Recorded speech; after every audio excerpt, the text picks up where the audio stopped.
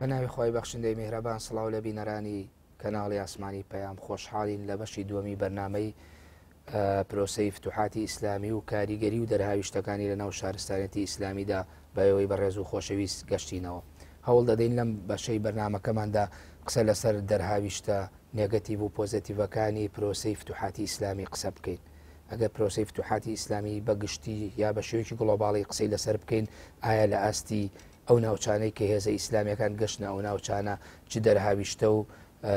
پاشخانێکی بەدوای خۆیدا بەجێهێشت و هەروەها ئەگەر لەسەر ئاستی کوردستانیش قسە بکەین، ئایا دەرهاویشتەکانی و دابەشکاریەکانی و ئاڕاستە فکریەکانی کە بەرهەمی هێناوە بەکوێ گەیشتووە. سۆراغی مێژوو قسە لەسەر ئەو چەمک و جەدەلانە ئەکا کە لە ناو مێژوودا زۆرجا کێشە و گرفت دروستەکەن، یاخود ئەبنە باس و بابەتی ناو مێژوو.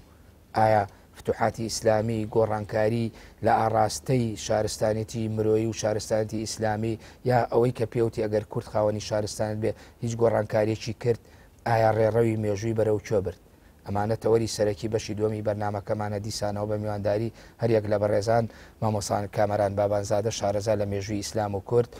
دکتۆر شوان عوسمان نووسەری کتێبی پرۆسەی بە ئیسلامکردنی کورد بە خێربێنەوە بۆ ستۆدیۆی سۆراغی مێژوو. مامۆسا کامەران ئەگەر قسە لەسەر دەرهاویشتەی پرۆسەی فتوحاتی ئیسلامی بکەین بە شێوەیەکی گشتی، ئایا ئەمە هیچ لینک و هیچ هارمۆنیشێکی لەگەڵ شارستانێتە دروست کردووە ئەوەی پێوتێ شارستانتی مرۆیی لە ناوچەکە و شارستانتی ئیسلام بە گشتیترووە بە تایبەتی شارستانێتی کورد؟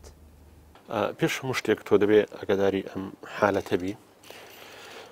فتوحاتی ئیسلامی بۆ کوردستان وەرسەرخانێکی گرنگە، هەروەکو لە هەڵقەی پێشترش کاگتۆر باسی لێوە کرد. ئەگەر بێت و ئەم تەقسیم بەندێ مێژوویانە تاریخی کۆن نوێ ناوەڕاست، ئەگەر بێت و ئەمە تەنها تایبەت نەبووایە بە هەموو جیهان، تایبەت نەبووایە بە هەموو ئەوروپا و هەموو پێکەوە لە دوو هەندێک خاڵ و ویستگەی مشتەرەک متفق نەبوونایە بۆ ئەوەی کە ئەم تەقسیم بەندێ بکەن. ئەمن پێم وابوو لەم خۆناغیدا هیچ ویستگەیەک لە ویستگەی فتوحاتی ئیسلامی گرنگتر و گۆڕانکاری لە بینی دوای خۆی و پێشخۆی نەهێنا تاوەکو ئێمە بە وەرسەرخانێکی گرنگی حسابی بکەین، کورد لە پێش ئیسلام و کورد لە دوای ئیسلام. ئەمە ویستگەیەکی گرنگە لە تاریخی ئێمەدا و هەموو ئەو گۆڕانکارانەی بە دوو خۆی داهێنن و هەموو ئەو جیاوازیانەی کە هێنایەکایەوە ئەوەنە دێنن کە ئێمە بە حەلێکی مفاسەلەی زۆر زۆر گرنگی سیرکەین، هەم لە ڕووی سیستەمی حکومڕانیەوە گۆڕانکاری بۆ دوای سیستەمی حکومڕانی جیاواز بوو، هەم لە ڕووی بابرین بۆعدە کەلتوریەکەیەوە جیاواز بوو، هەم لە ڕووی بۆعدە عەقایدی و دینیەکەوە جیاواز بوو. یعنی بە دیوێکتر ئەگەر بێت و سیستەمێکی حکومڕانی ساسانی باڵی کێشا بێ بەسەر، یان لە ڕۆژئاوای کوردستانەوە سیستەمێکی حکومڕانی بێزەنتی باڵی کێشا بێ بەسەر کوردستان، دەبینن دواتر سیستەمێکی حکومڕانی وەکو بەشێک لە خلافەتی ئیسلامی کوردستان حسابی بۆ کرا. لە ڕووی دینەوە بە هەمان شێوە ئەگەر پێشتر ئاینی زەرادەشتی ئاینی زۆرینەی میلەتی کورد بوو لە ڕۆژئاوا بە ئەندازەیەک مەسیحی بەشێک بێ لە ئاینی میلەتی ئێمە، دەبینن لێستا بە دواوە ئیسلام بێتە ئاینی زۆرینەی میلەتی ئێمە. ئەو دەیان گۆڕانکاری تر کە ئەم دوو حالەتەمان بۆ دروست دەکات. ببوورە ئەگەر وەڵامەکە بەر لەوەی وەڵامەکە بیتەوە، یعنی ئەمەوێ بگەڕێمەوە سەر ئەو وەڵامی پێشوت، یعنی ئەکرێ ئەمە بە فاسیلێکی گەورە وێنا بکەین لە ناو مێژووە و ئەکرێ ئێمە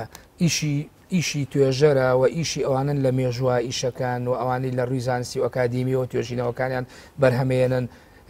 ئاڕاستە پۆزیتیڤ و ئاڕاستە نێگەتیڤەکان دەستنیشان کرد، یاخود ئێمە هەرەبێ مامەڵەیەکی لەگەڵا بکەین چۆن بووە هاتووە و تۆ ئەرکردنیە کە ئاراستی پۆزیتیڤ و نێگەتیڤ دەستنیشان کەیت.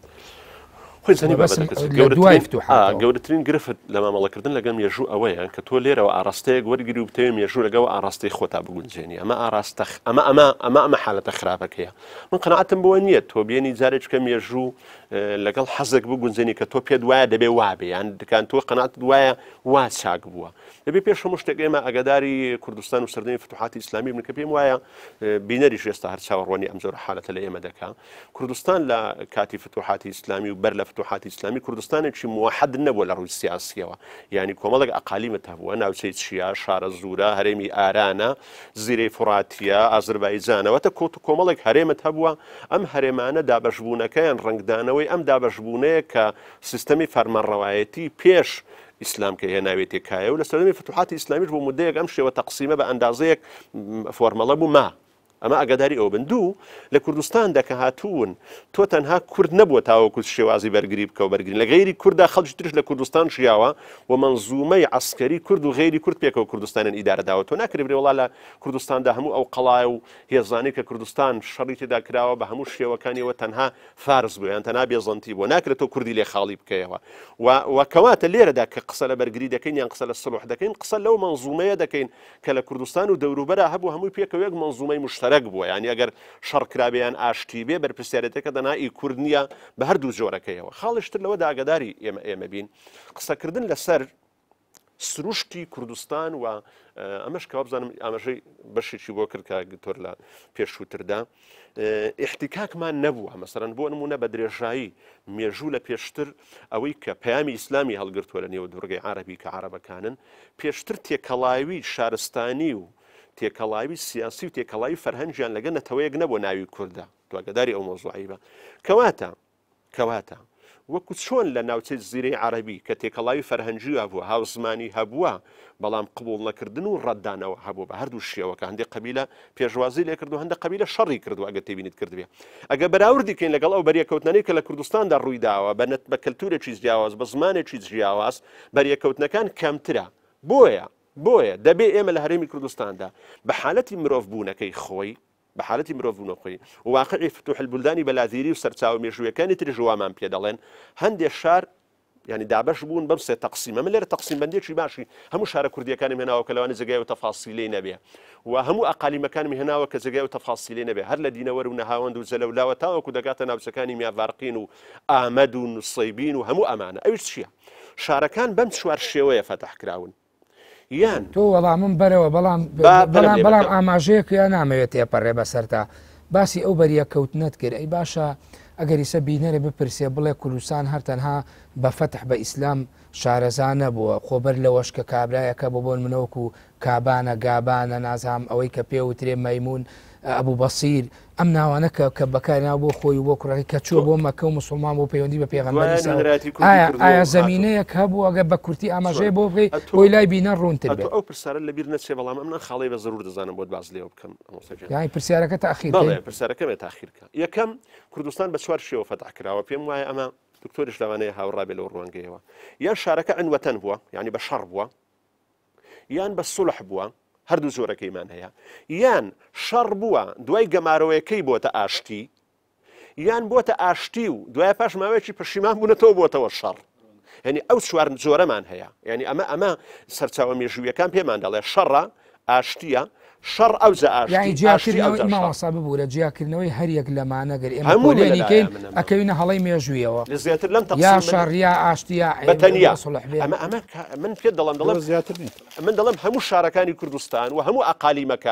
ئەقالیمەکانی جزیرە و ئەقالیمەکانی شیاوە بە نەهاوەند و بە دینەوەر و بە ماسبەردان و هەموو شارەکانم بە جەدۆل بۆ هێناوی. یعنی لە نووسینەکەشدا ئەوەی کە ئاماژەت بۆ کە لە وتارێدا بە جەدۆل بۆم دادیشان کراوی. هەموو ناوچەکانی ژێر دەسڵاتی ساسانی و هەموو ناوچەکانی ژێر دەسڵاتی بێزەنتەی شار بە شار بۆم هێناوی. لەم چوارەی مێژوو نووسانیش تەکیل لەم شێوازە دەکەنەوە. ئەمە تەقسیم بەندیەکە لەمە بەولاوە نیمانە. سەبارەت بە ئەبوو مەیمون یان زابانی کوردی تۆ ئەگەدار بە ئێمە کۆمەڵێک شتمان هەیە لەو بارەیەوە سەبارەت بە یەکگشتنی ئیسلام و کورد یان پێغەمبەری خوا صلی الله علیه و سلم. یەکەم مۆزوعی ئەبوو مەیمونە. یەکەم کوردستان هەیکەلێکی موحەدی نەبووە. من ئەمەوێ ببوورە لە ڕوانگەی سەرچاوە صحیحەکانەوە قسە بکەین. با لێک تێبگەین. یعنی ئێمە جگە لە ئەوەی بن حەزەری عسقلانی ئابزام لە کتابی الئیصابەیە فی تەمەیز الصحابە و لە بەرجی دووەمیشە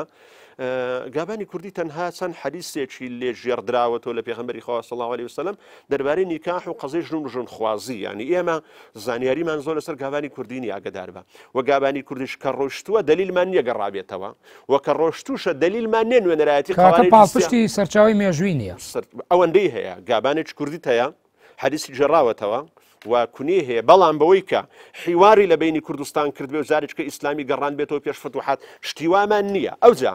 کۆمەڵک حقایەتی تر و خرافەتی تریشم هەیە پێم خۆش لێرەوە باسی لێەوە بکەم. مەسەڵەن بۆ نمونە خواجە سەعدەدین لە کتابی تاج التواریخ دەڵێ لە سەردەمی پێغەمبەری خوایە صلی الله علیه و سلم پاشای تورکستان پیاوێک دەنێرە بە ناوی بەغدوس بۆ ئەوەی کە نوێنەرایەتی بێت لای پێغەمبەری خوا صلی الله علیه و هەژاریش لە شەرەفنامەیدا لە پراوێزەکەیدا باسی لێوە کردووە بەس ئەوە دەکات دەڵێ پێغەمبەر سڵم کاتێک ئەم نمونەی بینی پیاوێکی زۆر ناشیرن و ئەوە بۆ ڕوخسارەکەی دوعای لێ دەکا و میلەتە قەت تووشی یەکگرتن و نەبێن و هەمیشە لە پەرتەوازەی دابژێن جارە هیچ وڵاتێک هەرواش بووین هەتا ئێستا هیچ پاشایەک نییە هەوزەمانی پێغەمبەری خوا صلی الله علیه و سلم بە ناوی پاشای تورکستان و وڵاتیش نییە بە ناوی تورکستان و ئەمە سەنەدێکی هیچ سەنەدێکی تاریخی لەسەر نییە. خواجە سەعدەدینیش ئاگادار بە خواجە سەعدەدینیش قۆناغی بیدایەتی دەوڵەتی عوسمانیە هیچ مؤرخینی پێشتر باسی ئەم سەنەدەیان نەکردووە بۆیە من پێم وایە دەبێ ئێمە قسە لەسەر فتوحاتی ئیسلامی دەکەین هەمدێ حالەتی نێگەتیڤ کە وەکو بغدوزی کوردی هەمدێ حالەتی کە بە ئیجابی تەفسیر دەکرێت بەوەی کە کورد باوەڕ پێکراوەکان گابان هەبووە بەڵام بەم ئیجابیەتە ناکە داعیەکان وەکو نوێنەری کورد بۆ جارێک هاتووەوە کوردستان نە بەم حالەتە سلبێش کە لە بەغدوزی کوردی دامان هەیە ئەنی حالەتێکی تەبیعی سەیری مێژووەکە بکەیت. بەڵێ مامۆستا شوان ئێمە ئەم مناقەشانە بۆ ئەوکەین یعنی ئەم وشانە ئەم زاراوانە باسکردن لە فتوحات چۆن بووە چۆن نەبووە عینوەتەن بووە سڵح بووە پێشوازی لێکراوە جەنگ بووە یعنی هەموو ئەمانە ئێمە ئەگەر بین بە شێوەیەکی گشتی فراوانتر بیخینە ناو شارستانەتی ئینسانیەوە بیخینە ناو شارستانەتی ئیسلامیەوە بۆ بیان خێنن ئەمانە بین لە ناو شارستانە تا خوێندنەوەیان بۆ بکەین یعنی چی ئەبەخشن بۆ شارستانەتی کە لە ڕابردووە هەبووە بە شارستانەتی مرۆڤایەتی و بە شارستانەتی ئیسلام و ئەوشی کە پێی بڵێن بە شارستانەتی کوردی ناوچەی بۆ ئەم ناوچانەی خۆمان. پرسیارەکە وازح نییە کاکە ئارامدەم پرسیارەکەم ئەڵێم ئەم باس و بابەتانی ئێمە یوروژێنی بازە فتوحاتەکەین بازە جەدەلەکانەکەین بازە دەرهاوشتە فکریەکانەکەین ئەمە چی خزمەتێکی کردووە لە ناو پرۆسەی شارستانیەتە یا وەزیفەکانیان ئایا بە پایان گەیشتووە واقعی پرۆسەکە و تێکەڵان لەگەڵ لە ڕابردووە مەبەسم دەرهاویشتەکەیەتی کارکرد و تێکەڵبوونی لەگەڵ نەتەوەکانی تر و ئەوەشی کە ئێمە ئەکری ئێستا شانازی پێوە بکەینەوە ڕابردووەکە و لە ڕابردووی مرۆڤایەتیە هەبوو حاڵەتێکی تەبیعی بوو بەریەکەوتن هەبوو تێکەڵاو بوون نەبوو زۆر باش سەبارەت بە یەکەوتن و شەڕ و کوشتار ئەوانە من لە شتێک دڵنیا دەکەمەوە ئەوەندەی دژایەتی ئیسلام کراوە لە جەزیرەی عەرەبی لە کەسە نزیکەکانی خودی پێغەمبەرەوە ڕەنگە ملەتانی تر کەمترە و دژایەتیان کرد بێت ئەوەندە شەڕیان کرد بێت ینی شەڕ سیر کە مەسەلەن لە سەردەمی پێغەمبەری خوددادا خۆ ناڵێ پرۆسەی فتوحات جەنگێکی سەرایە یان مەغازیەکان باسی لێوە دەکرێت هەتا وشەی فتوحات کە لە مامۆستات پرسی و دواتر ئاەتەکەم بۆ باس کردیەوە ئەنی وشەی فتوحات بۆ بەکار نهاتوە بۆ سەردەمی پێغەمبەر خۆ لە سەردەمی پێغەمبەریشدا ناوچەی هەموو جەزیرە عەرەبی کەوتە ژێر دەسەڵاتی ئیسلام وانە دواتر لە سەردەمی ئەبوبەکریش دووبارە حروبی ڕدە ڕووی داوە ئەوە شەر کوشتارێکی زۆری لێکەتەوە ینی ئەمە لایەکە مە بەسم لەوە بەڵام فتحی کرانەوە بڵین ئەو ناوچانە بەڕووی بەڵە کرانەوە بەڵام خۆ پێشترێژ نەکرابەوە بەڵام لە سەردەمی پێغەمبەردا ئەو مستەڵحی بۆ بەکار نهاتوە ئەس دەکەم ئاگاداریەوە بی دوو مەسەلەی شەڕکردن و بەرگریکردن وەکو مامۆستا ئاماژەی پێکرد لە کوردستاندا شار و شارۆچکەی زۆر بۆ کاتی هاتنی ئاینی ئیسلام شار هەبووە شارۆچکە بۆ هاتە مجتەمەعێکی متەمەدن بووە مجتەمەعێک بۆ حەزارەتی هەبووە مجتەمەعێک بووە ئاینی هەبووە مجتەمەعێک بووە زراعەتی هەبووە کشت و کاڵی هەبووە ینی شتێکی گەورە بۆ زایدن لەسەرەوە جیۆلیتیکێکی زۆر گرنگی هەیە هەتا لە قورئانی پیرۆزیدا ئاماژەی پێ دەکاتن کاتێ باسی شەڕی ڕۆم و فارس دەکاتن خۆش ئەو شەڕە لە چێ بوو شەڕگەکە کوردستان بوو ینی خاجی کوردستان خاکێکی پیرۆز ئەگە لە ڕووی ئاینی ژەوەریگرن بەڕێزە ینی تۆ کە باز لەوە دەکا مەسەن تەورات و ئینجیل کە باز لە سەفینەی نوح دەکەن لە کوردستان دابەزوو دەرن لە چێ ئارارات دابەزیوە قورئانی پیرۆز دەڵێ لە جوودی دابەزیوە پێدر ئاساتیری کۆنی ئەکەدی و سۆمەری ئەوانە دەڵێن لە نەسیرکیمبا دابەزیەوە کە چیا پیرە مەگرونی خۆمانە ئەنی کەوا بێ دووبارە ژیان و سەردەمی نوح لە کوردستانەوە دەستی پێکردەوە کە خاکەکی پیرۆزە ینی کواتە کوردستان بەدەر نەبووە لە شارستانێت و بەدەریش نەبووە لە خوداپەرستی و ئاینی مەسیحی و ئاینی زەردەشتیش هەبووە و وەکو ئەوەشەکە ئاینی خواپەرستین ئەمە لاچەن شەڕمان کردو ئەومان کردو بەیەکەوە کوردستان مجتەمەعێک بووە من ناڵێم ئەم کورد مەسەلەی نەتەوایەتی و بۆ شێوازێکی ئێستا بمانەوە ئاراستەی ئێستا مێژووی کۆن بە ئاراستەی ئێستای نەتەوایەتی دابی بم یاخود بە ئاراستەی ئێستای ئیسلامیان بە ئاراستەی ئێستای ئەڵمانی دابی بێ ئەمە نابردرێت شتێکە تێپەڕیوە تۆ ناکرێت بە تێڕوانینی ئێستات ئاراستەی ڕابردوو مێژووی ڕابردوو ئاراستە ناکەی دوجار ئەمە بردوینی بە هەڵا بەشێکی زۆری ئەو هەڵانەی و ئەو برینانەی کە ئێمە پەنجەیە خەینە سەر ئەو پێودانگەیە ئەو پێوەرانەیە کە خوێندنەوەی ئێسەمان بۆ ئەو سیاقە مێژوەیە هەروەکو لە بەش یەکەمی بەرنامەکە مامۆستا کامەرانە ئەمە تێڕوانینێکە زیاتر و تێڕوانینەیەکو لە بۆی ڕابردوش باسمان لێوە کرد ئەم تێڕوانینەیە کە وەرگیراوە بۆ نمونە چەمچی سۆسیالیزمی ئەگە تۆ دەبێ بۆ حداسە تاریخەکان لێکی دەیتەوە دەبی ئابووری بکەیتە فاکتەری سەرەکی گۆڕانکاریەکان هۆکاری سەرەکی گۆڕانکاریەکان چەمچی میسالی دەبی مەسەلەی ئیمان و چەمک و خوددا و ئاراستەکردنی میسالت بکەیتە بەها ڕوحەکان لەگەڵ خودی دەخەکە مامەڵە ناکەی مەسەن ئەجەنجە دواتر لایانی تری لە دەبێتەوە ناسیۆنالیزم ئەوە قەومیە و ئیسلامی و ئاراستە ئیسلامیەکان جیاواز ئاراستە ئەلمانیەکان لە ناوخۆیان جیاوازێتە دەبێتە مەدارسی تر و ئەوانەی لێ دەبێتەوە ئەمە لایەکیان ئەوەی کە پێیوەستە بە دەرئەنجامەکانی پرۆسەی فتوحات شتێکی گرنگ هەیە ئەویش ئەوەیە کە یەکەمیان تێکەڵاوبوونی کۆمەڵێک کولتوری نەتەوە جیاوازەکانە تۆ وەری بگرە لە سنوورەکانی هیندستانەوە تاوەکو دەگەیتە ئەندەلوس یعنی تۆ لە ساڵی 632 وەنیا لە ساڵی 632 وەری بگرە تاوەکو 632 نزیکەی بە 100 ساڵێک پرۆسەی فتوحات درێژە دەچێشیتن تاوەکو شەڕی بلات و شۆدا 117 کۆتاییدی هەفتەی هیجری ئەن لەوە ڕادەوسی شەڕی بواتیان بلات و شۆدا کە لە جنوبی فەڕەنسا بۆ تا نزیک پاریس چوینە کۆتایی پێدێتن تا ڕادەیەکی زۆر دەوەستێ ئێتر حرەکەیەکی تر دەست پێ دەکاتەوە تێکەڵاوبوونی ئەو هەموو کولتورە ئەو هەموو میلەتە ئەو هەموو ئاینە جیاوازە ئەو هەموو فەرهەنگە جیاوازە ئەو هەموو تێڕوانینە جیاوازە ئەو هەموو عیمارە جیاوازە تەلارسازیە جیاوازە دنیابینە جیاوازە لە تایبەتمەندیەکی کللتوری یە دیاریکراو کە پێی دەوترێ شارستانیەتی ئیسلام هەناسەیەکی گەورە بوو لە سەردەمەدا بە تایبەتی لە سەدەکانی ناوەڕاستدا هەناسەیەکی گەورە بوو بۆ مێژووی مرۆڤایەتی کەواتە کرێ ئێمە بڵێن بە هەردوو دیوەکەیان ڕاستە هەم شارستانیەتی ئیسلام بۆ دەرەوەی خۆم خۆی هەم هی دەرەوە بۆ ناو شارستانیەتی ئیسلامی تۆ لە 2000 پێناسی شارستانیت چییە؟ سیلڤیزیشن چی ینی ئەوەیە کە تۆ کارلێکە و کارگەرانی هەم کاریگەری هەیە و هەم کارلێکدانەوە طبعاً بریتە لە سەردەم کردە و چالاکیانەی کە مێژووی مرۆڤایەتی لە کۆنەوە تا ئێستا بەدەستی هێناوە ئەنی ڕەنگە تۆ بەشدارێکی کەمتر بێ فڵانەتەوە بەشدارێکی زیاتری بێ لە قۆناغێک ئەم نەتەوەی زیاتر یاخود ئەو گروپە یاخود ئەو دەڤەرە پێشەنجی شارستانێتی کردبێ لە بارێکی دیاریکار لە قۆناغێکی تر ملەتێکی تر ئەین تۆ ناتوانانی بیشارەوە لە سەردەمی یەکەمی عەباسی مێژووی ئیسلام شارستانێتی ئیسلام لەو کاتەدا شارستانێتی گەلانی مسلمان چونکە زۆر جا غەڵەتێکی زۆر فەزیع دەکرێت ئەویش ئەوەیە دەوترێ شارستانیەتی عەرەبی ئیسلامی شارستانێتی ئیسلامی عەرەبی شارستانێتی عەرەب بەڵێ بەڵام تۆ لە سیەکانی سەدەی ڕابردووە تاوەکو ئێستاکەش کاری لەسەر دەکرێتن یعنی پەراوێزی ڕۆڵی سەرجەم نەتەوەکانی تر دەکرێتن هەرچەندە ئێران تورکیا مەسەڵەن ئەوانە بە حوکمی بوونی دەوڵەت توانیویانە ئەو شتە بۆ خۆیان بپارێزن بەڵام بەشێکی زۆری نەتەوەکانی ئەمازیغ قبتیەکان کورد بلوچ نازانم چی ئەوانەی کە کاریگەری گەورەیان هەبوو دەوڵەتیان دروست نەکرێت ئەوەی جەناب هێمای بۆکەی کردەی فتوحات لە ناو پرۆسەی شارستانەتی ئینسانی و ئیسلامیدا هەم بۆ ناو خودی شارستانێتەکە هەم بۆ دەرەوەی شارستانەکە تەجاوزی کۆمەڵی قۆناغی کردووە و پێشکەوتن و بەرەو پێشبردننی تۆماکەوە بە هەر شتێکەوە بە هەموو ئەو جیاوازیانەوە کە قسەی لەسەرەکرێت پرۆسەکە وەکو خۆی ڕەنخنە و قسەی دنیای لەسەرە لەگەڵ ئەوە شتێکی تر ئەمە لە ناو وردەکاریەکانیدا هەیە ئەن هەتا بۆ نمونە تۆ دەقێکی ئیمامی عەلی وەربگرە کە باسی عەمری کوڕی عاز دەکا دەڵێ کە مسر فەتحکرا ئەهلی جەور فەتحیان کرد ئەهلی زوڵم ئەهلی جەوری زوڵم فەتحیان کرد ئەنی جەوری زوڵمەکە بە فەتحەکە دەبەستێتەوە بەڵام لەبەر چێو قسەیە دەکاتن خۆ لەبەر ئاینی ئیسلام نییە بۆ چکە پرۆسەی فتوحات دەبی ئیمام ئیزنی پێدابی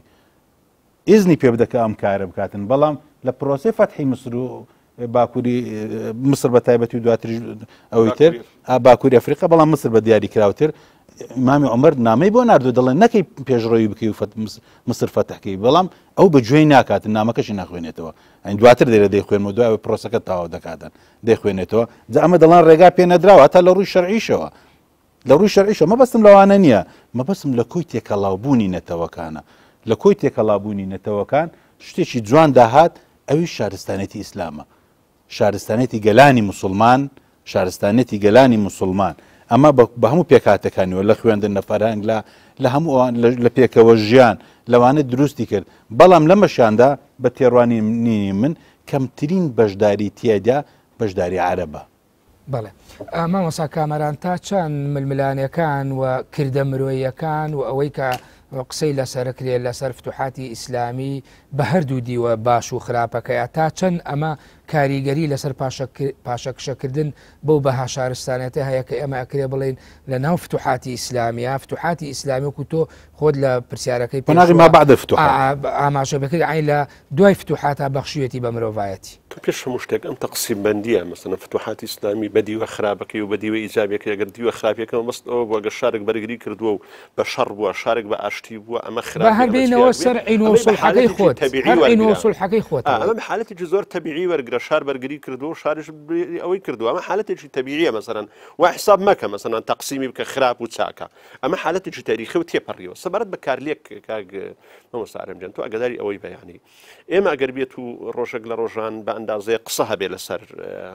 شێوازی فتوحات و قسەمان هەبێ لەسەر شێوازی ئەم قبول و ڕەدە لە بینی ئیسلام و کورد و دواتر بشارەکە تۆ لە ساڵی 34 کۆچی لە دوای بابرێنەوەی کە پێ فیتنەی ئیمامی عوسمان کە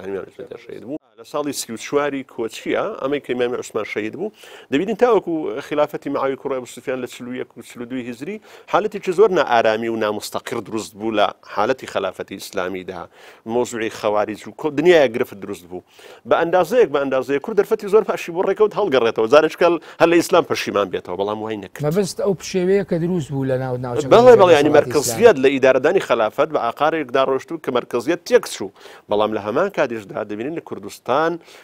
حرەکەتی هەڵگەڕانەوە دروست نەبووە کورد ناوچەکانی کە دروست بوو بەڵام مامۆستا لە دوای شەڕی نەهرەوان ناخر شەرکە عەبدوڵڵا بن وهابی ڕاستبی شەهید دەبێت لە بەرامبەر خەواریجی لەلایەن خەلیفە عەلیەوە بەشێکی زۆری ئەو خاریجانی کە ماونەتەوە کە دەڵێن ژمارەیان لە 400 بۆ 500 کەس بووە هاتوونەتە شارەزوور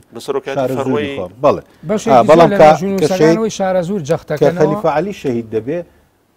دەچن بۆ شەهیدکردنی دەچنەوە بۆ کوفا دژی ئەو پێگەیە کە دروست بۆ لە شەهیدکردنی عەلی شەڕی دەوڵەتی ئومەوی دەکەن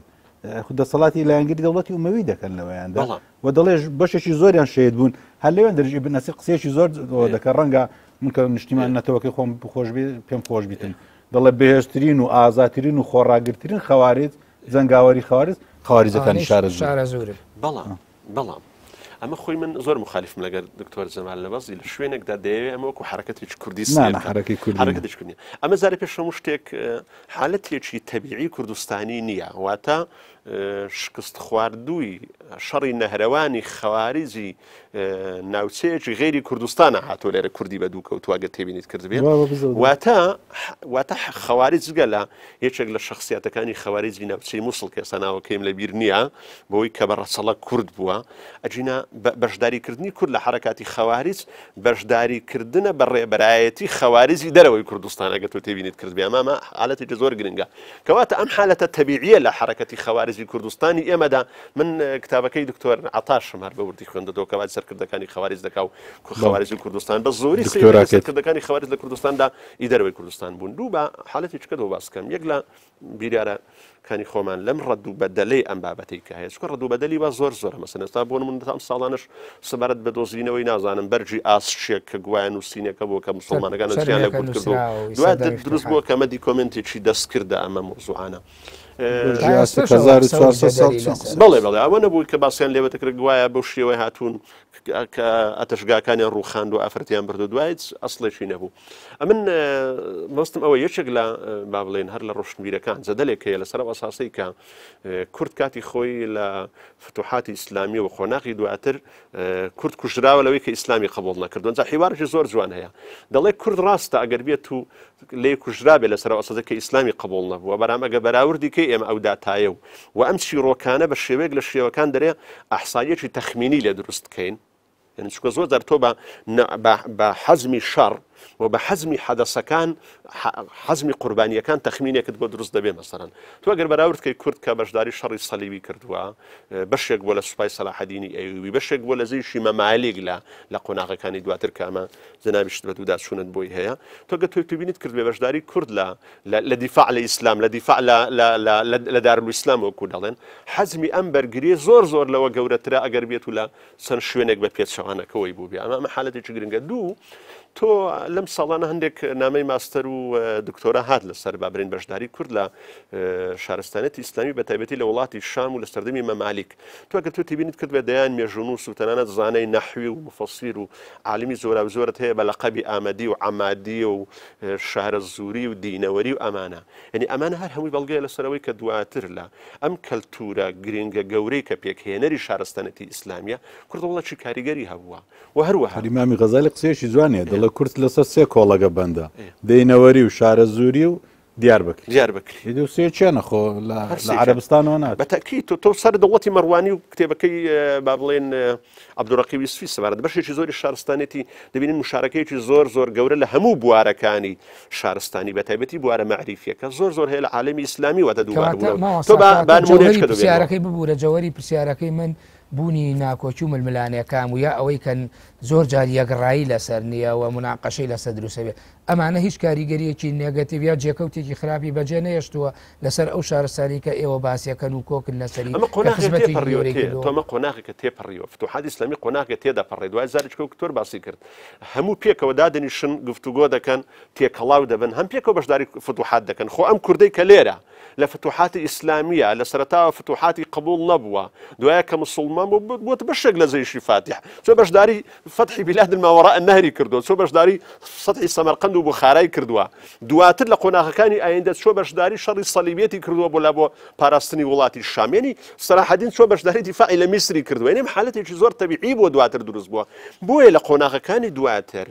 قۆناغێک دروست بوو کە قۆناغی تەعاونی و پێکەوە هاریکاریکردنی یەکتر و تێپەڕاندنی ئەم قۆناغێک دوای سەردەمی یەکەمی عەباسیەوە بە تایبەتی لە قۆناغی سەردەمی عەباسیەوە من لەو ماوانە بەحسێکی زانستی هەبوو کاک مامۆستا ئاگداربی یعنی عنوانێکی زۆر نادری هەبوو عنوانی زۆر نادری هەبوو ڕۆڵی کورد لە بەرگری لە حەرەمی مەکەی یعنی کۆمەڵێک سەرکردا کۆمەڵێک کەسی هێناوەتەوە لە قۆناغەکانی دەوڵەتی عوسمانی و دەوڵەتی عەباسی بەرامبەر بە خێڵە عەرەبەکان بەرامبەر بە ناکۆچیەکان ڕۆڵیان بینیوە لە دیفاع لە حەرەمی مەکەی ئەمە چییە سەلمێنێ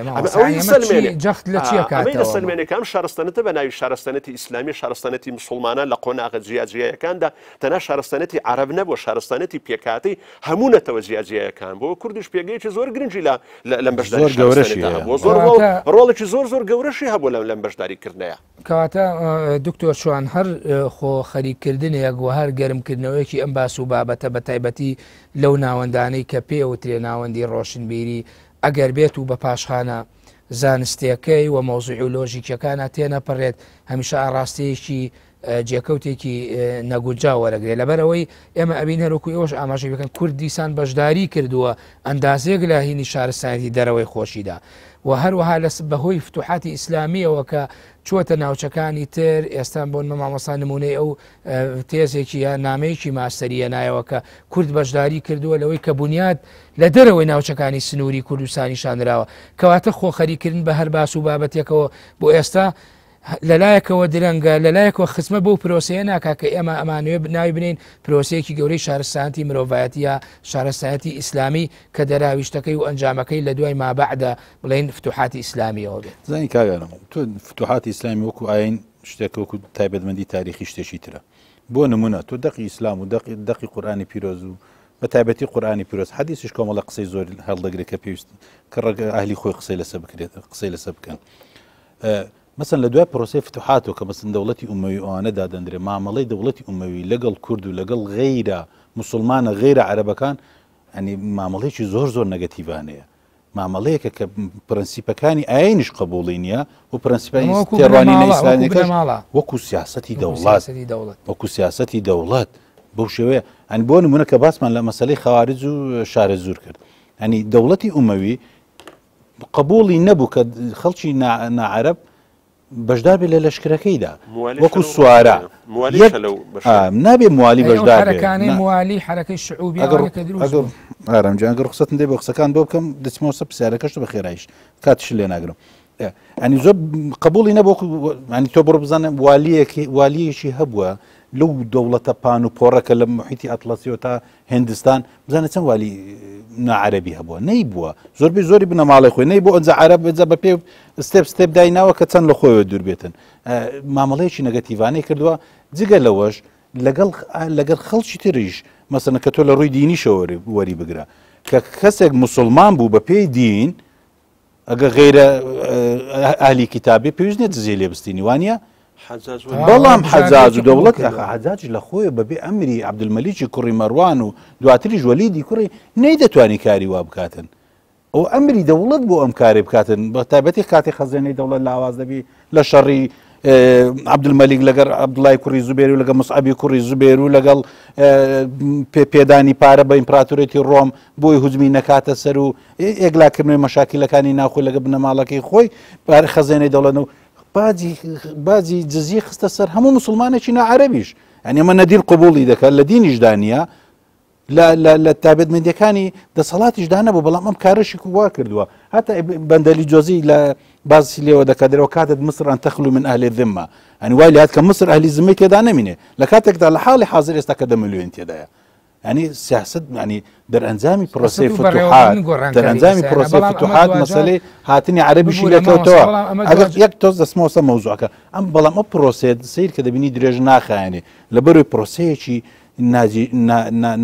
نامتەکامل بووە تایبەتمەندی دینەکە تایبەتمەندیەک بەکار نهێنراوە زیاتر تایبەتمەندیەکی کلتوری عەرەبی خێڵایەتی بووە بەڵام کە ئەمەش شۆڕشێکی لە دەکەوێتەوە کە شۆڕشی عباسیەکانە و سەرکردەی ئەساسی ئەم شۆڕشەش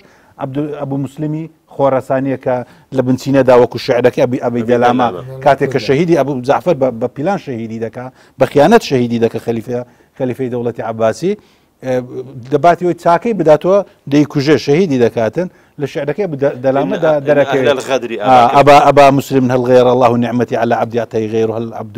أفي دولة المنصور حاولت غدره إن أهلك الغدر وآباؤك الكردة يعني أما بلغي بوي شاعري بلاد وعوة مثقفترين كسي ناو بلاد بوا ما بستم لوانەیە ئەمە بەڵام لە دوای ئەمەدا دەبینی تێکەڵاوبوونێک لە سەردەمی عەباسیدا کرانەوەیەکەیە لەبەرەوەی وەکو جاعز دەڵێ دەوڵەتی ئومەوی دەوڵەتێکی عەرەبیە بەڵام دەوڵەتی عباسي دولتي موالية وقامت الدولة العباسية على أكتاف موالي دروستي كر موالي كموالي دروستي كر ليرو بروسيشي معرفي فرهنجي دس بيدا كاتن كل بماويشي كم بماويشي كورد شارستاني إسلام دبيت بيشنجي شارستاني تكاني أوساي دنيا کەواتەمە وەسە کامەران ئەوەی کە دکتۆر شوان باسیەکە دیسانەمان باتەوە سەرە و جیاوازی لە ناو شارستانەتی ئیسلامیدا ئێمە بین مێژوودا بەش بکەینەوە دیسان تۆ ئەگەدەریش ئایا مێژوودا بەشەکرێت بەسەر چی وچی یعنی مەبەستم ئەوەیە بۆ نمونە ئەوەی کە مامۆسا باسی کرد ئاماژەی پێکرد بۆ نمونە باسە ڕەفتاری بۆ نمونەوە هەڵس و کەوتی نوێنەر و والی ئومەویەکانەکە جیاوازی لەگەڵ ئەس و پرەنسیپە بنەما گشتی و قوڵەکانی ئاین ئەمە لێرەدا نمونەیەکی سید قوتب بوو دێنمەوە لە کتابەکەی ئەحمەد فایز طریق الدعوة في ظلال القرآن باسی لێوە دەکا مەقولەیەکی زۆر جوانە دەڵێ ئەسڵ تاریخی ئیسلامی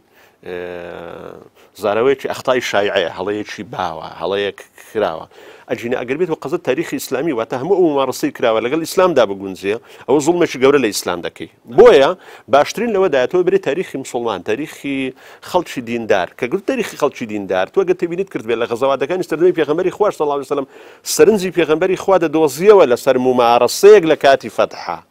کەواتە ئەمە درێژە دەکێشێ بە بەردەوامی درێژە دەکێشێ لە والیەک درێژە دەکێشێ لە تەسەڕوفاتی خەلیفەیەک بەڵام ئێمە قسە لە مەجموع دەکەین و قسە لە قۆناغێک دەکەین لە قۆناغێک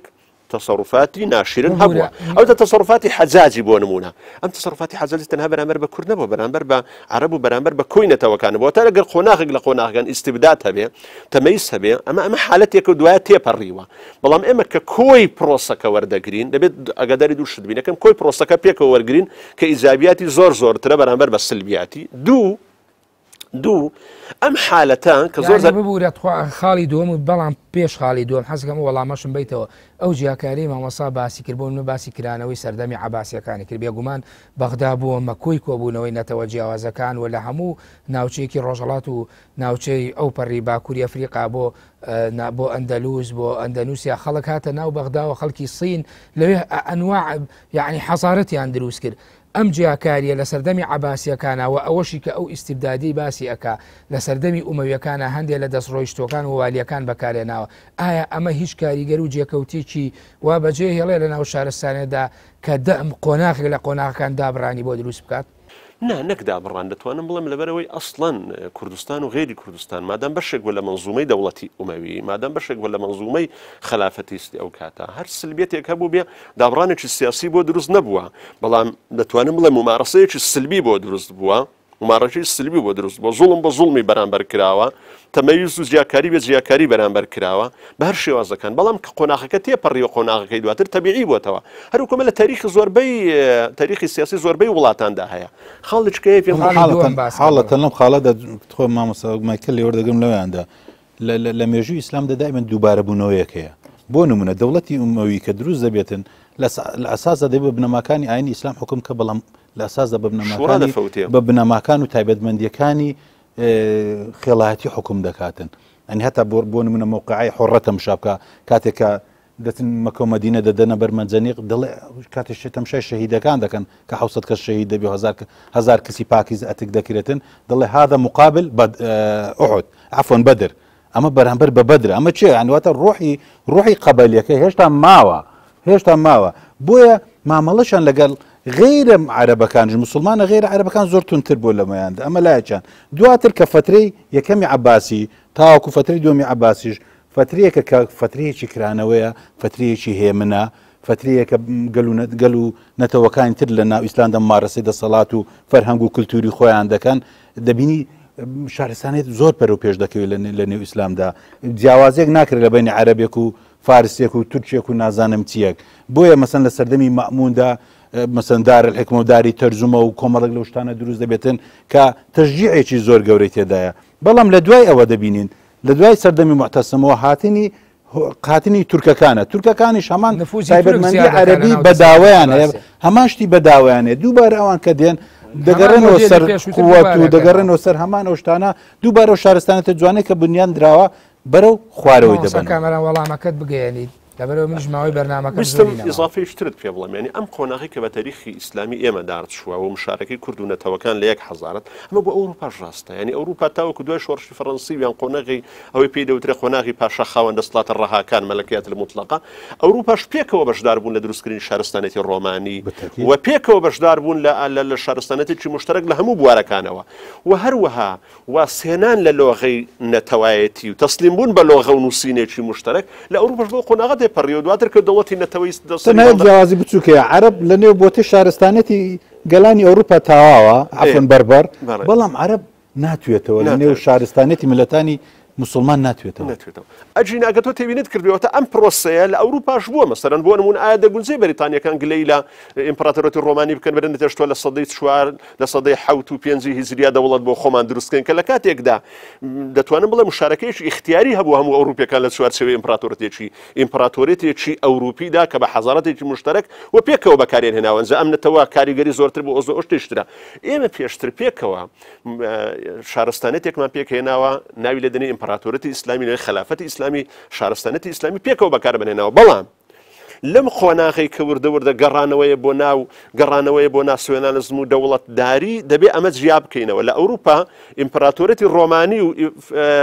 مێرۆفنجی و ئەمی تر بوو کە وردە لە سەرەتاوە دەوڵەتی ڕۆمانی کرد کرد و ئەوجا قەوارەی نەتەوەی سەری هەڵدا لە لای ئێمە خلافەتی عەباسی کۆتایی پێ هاتبوو فەراغێکەیە لەو بەینەدا ئەجینە ئەمەی کە ڕەخنە لە سەلاحەدینی ئەیوبی دەگرێت بۆ دەوڵەتی کوردی دروست نەکردووە ئەم ڕەخنەیە بۆ فەڕەنسیەکانیش ڕاستە بۆ دەوڵەتیان بۆ خۆیان دروست نەکردووە لە ناو چوارچێوەی ئیمپراتۆرەتی ڕۆمانی و بۆ هەموو نەتەوەکان ڕاستە بەڵام ئێمە زۆر زەرەوەی کە جەنابەت باس لێوە کرد لە قۆناغێکدا کە هەمویان پێکەوە مشاریک بوون و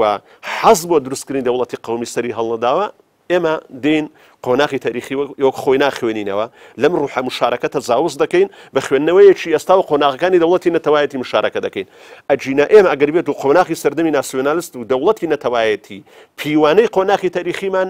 نەکەین ئێمە حالەتێکی زۆر تەبیعیە چۆن بە ئاراستە دروستەکە ئەمە چۆن بە ئاراستە دروستەکە تەوزیع بکەینەوە بهێنینەوە ناو واقعی ئێستای ڕۆشنبیری و واقعی ئێستای فکری ئێمە تاوەکو ئێمە بتوانین ئەو ڕایەڵەی کە لە ڕابردووە هەبوو بیبەستینەوە بە ئێستاوە یاوەی ئێستا بە پێچەوە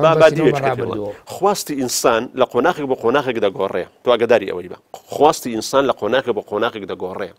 ئێمە لە ساڵ 1990 ئەگەر قسەمان لەسەر بەخۆی بکرد بەڵام بەردەوامیش پێویستە لەناو دەرهاوی میلەتی کورد قسەی لەسەر زۆری حکومڕانیەکەی نەدەکرد چۆن بێ بەڵام لە دوای 24 ساڵ کە دەرێت سەر بەخۆی و ڕیفراندۆم قسە لەسەر زۆری حکومڕانیەکەش دەکەین بۆ کە خواستی تازە دێتە کایەوە ئێمە لە مێژوشدا ئەم حالەتەمان هەیە دەبێ هەموو خواستێکی مێژووی لە چوارچێوەی ڕەهەندە جۆغرافی و مێژووی و تەتەوراتە فکری و سیاسی و کۆمەڵایەتەکان و فەرەنجەکانی ئەو قۆناغە بخوێنینەوە ئەگەر وانەی خوێنینەوە دەکەوینە هەڵەی گەورەوە ئەوەی جەنابەت ئاماژەی پێەکەی گەڕانەوەی بۆ سیاقە مێژوێ دیاری کرد بەتاکید ئێمە ئەگەر بێت و لەو ڕوانگەیەوە قۆناغێک کورد شانازی کردووە کە بەشدارە لە شارستانەتی ئیسلامی دەبێت تۆ بەم حەز و ئارەزووەوە دیڕاستی ئەو قۆناغە بکەیت قۆناغێک کە دەوڵەتی نەتەوایەتیە دەبێت ئەمەش دووبارە بە حسابی خۆی مامەڵی لەگەڵ بکەیت دکتۆر دوورکەوتنەوە لە سیاقی مێژوو تا چەند ئیشکالێتمان بۆ دروستەکان لەوەی کە ئێمە ئێستا باسیەکەین بە تایبەتی ئەو بۆنمە قسە لەسەر پرۆسەی فتوحاتی ئیسلامیەکەین و کارکردەکانی لەناو شارستانەتی ئیسلامیدا شتێکی پێم وایە لەو تێڕوانینەدا وەکو مامۆستا کامرانیش ئاماژەیەکی خلای پێکرد ئەگە بە شێوەیەکی کەتم تەماشای سیاقە مێژوویەکان بکەین بۆ نمونە ئێمە وەکو کورد وەکو ئێستا وەکو تایبەتمەندی ناسیۆنالیزمەکەش لەوانەیە وەکو ئیسلامیەکەش وەکو کوردە موسڵمانە ئیسلامیەکەش کە باس لە مێژووی کورد دەکەین مێژووی کۆنی کورد دەکەین شانازی بۆ بکەین کە لۆلۆمانە بۆ گۆتیمانە بووە کاشیمان هەبوو نازانم چیمانەوە شانازی بۆ بکەین کە ئێمە سیستەمی کۆیلایەتی ماڕەت کردوێتەوە وەکو گۆتیەکان کە کەسێک وەکو ستالین ئاماژەی پێکردووە شانازی بە چەرمەوە بێستان سوور بکەین کە کۆنتترین شارستانەتی مێژوی مرۆڤایەتی تێدایە شانازی بۆ بکەین کە یەکەم شێوازی اتحادی قەبایل و یەکێتی هۆزەکان و هەڵبژاردننی سەرکردێک لە ناو گۆتیەکاندا ڕوویداوە ئێمە هەمومان ڕەنگە بە ئیسلامیمانەوە بە ئەلمانیمانەوە بە ڕاستمانەوە بە چەپمانەوە کۆچین لەسەرەوە مادەم لەسەر ئەو قۆناغە کۆچی و پێت شتێکی جوانە و دێتە قۆناغی دواتر مەسەنەوە سەردەمی کۆن دێتە سەردەمی ناوەڕاست با ناوی لێ نێنیست مەسەنەوە سەردەمی ئیسلامیەوە ناوی سەردەمی کۆن سەردەمی ناوەڕاست سەردەمی نوێ سەردەمی هاوچەرخ ئەگە پێوانە مێژوویەکان بەو شێوازە زهنی ئەکادمی و کرانەوەی مامەڵی لەگەڵدا بکەیت ئەو کاتەکە دێتە سەردەمی ئیسلامیش سەرەتا ئیسلام هاتۆ شەڕم کردووە بەڵێ شەڕم کردووە سڵحیشم کردووە شەڕیشم کردووە دووچانم کردووە وەکوشتێکی زۆر نۆرماڵە ئەگە تۆ شەڕ نەکرد کاتە تۆ هیچ نەبووی هیچت پێ نەبوو بۆ شەڕ نەکردووە ئەگەر یەکسەر شەڕت کرد بێ و هیچت وەرنەگرکاتە کارلێکن نیە لەگەڵ دەوروبەر کاتە مجتەمەعێکی متحەزر نەبووی کە هەردوولات کرد بێ کەواتە تۆ مجتەمەعێکی متحەزری دیالێکتە بۆ لە نێوان زۆر لە دەینەمەوە بە لە تێڕوانینەکانی ناو حەزارە بەڵێ ئەمە لای بەشێکە لەوانە کە دێتە شارستانێتی ئیسلامیش ئەو قۆناغی کە پێ دوکە قۆناغی سەدەکانی ناوەڕاستی ئێمە قۆناغی سەردەمی ئیسلامە هەر لە سەرەتای پرۆسەی فتوحاتەوە تاوەکو سەردەمی 450 وەری بگرە سەدەی 450 وەری بگرە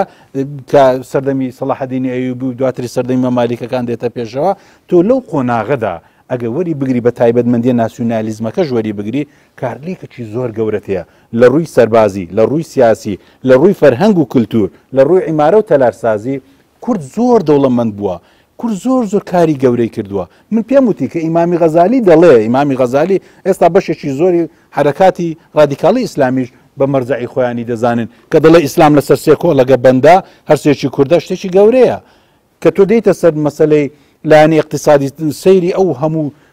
خەراج و جزیە و ئەو شتانە بکەکە لە کوردستانە بۆ دەوڵەتی ناوەڕۆیە زۆر گەورەیە کاکە تۆیز مەکە کاتێک کە هۆلاکۆ دێتن شاری بەغدا داگیر دەکاتن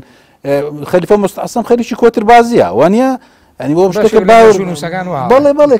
دیارە خۆ حیوارەکەی هۆلاکۆ دیارە لەگەڵی بەڵام سەرکردەی لەشکرەکەی کە دیفاعی لە شاری بەغدا کردووە کۆڕالی کوردیان گۆڕانی کوردی سەرکردەی لەشکرەکە کورد بووە مقاومەیەکی باششی کردووە هەتا دواتر بن عەقڵەوانە دەستن خیانەت دەکەن و ڕووباری ئاوی بۆ دەگۆڕن و دەیخەنە ژێر لەشکری عەباسی کە قیادەکەی کورد بووە ئەکرد لەشکر جەنگاوە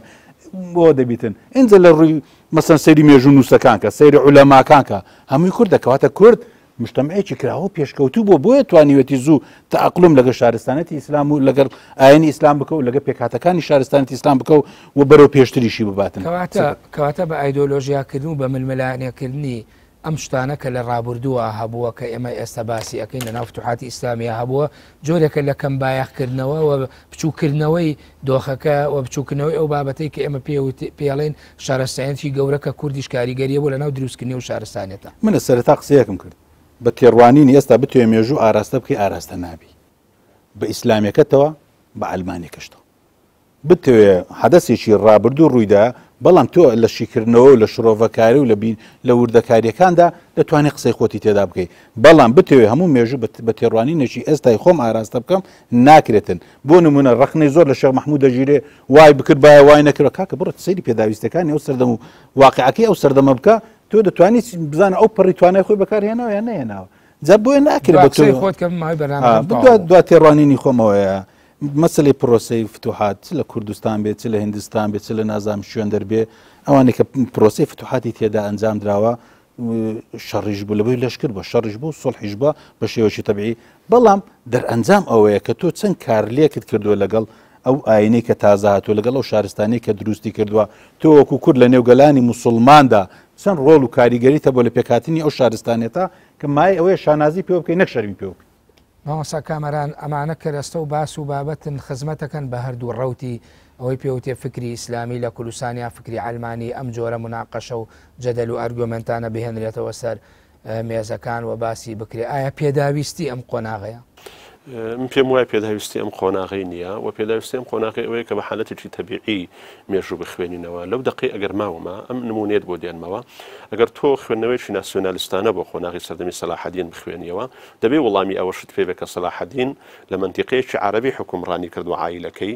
دواتر کە لەی قەوما و خانەوادەکەی تورکمانێک داڵدەی داوە کە ئیمارەتدین زەنکیە کە لە قیاس دەبوایە ئیمارەتە کوردیەکان لە کوردستان داڵتەیان بدابایە دوایە قەوارەیەکی عەرەبی لە میسر لێ دەقەومێ پەنا بۆ قەوارە عەرەبیەکەی هاوزمانی نابا لە بەغدایە پەنا بۆ قەوارە تورکمانیەکە دەبا لە مووسڵ قەوارە تورکمانیەکەش سەرکردەکەی ناکاتە قایدێکی تورکمانی تا شانەزی بۆ بکە کوردێک دەکاتە قایدی و کورتە قایدەکەش ناڵێ وەڵا کاکە من ناچم پشتیوانی لە عەرەب بکەم چکو عەرەب قەدیم لە تکری دەری کردووم سیر دەکەی کۆمەڵێک